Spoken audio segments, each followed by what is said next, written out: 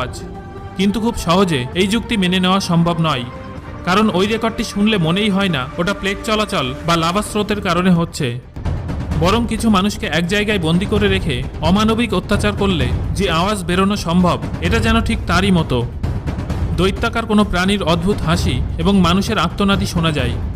আসুন আপনাদেরও শোনাই সেই ভয়ঙ্কর আওয়াজটি।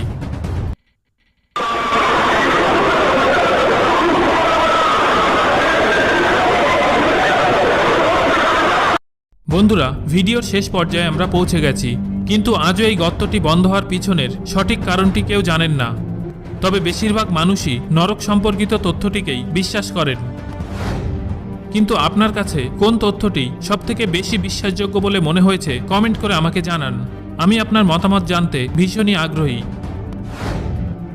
ভিডিওটি শেষ করার আগে এমকেটিভি পরিবারের সদস্যদের জন্য রয়েছে একটা দারুণ খবর।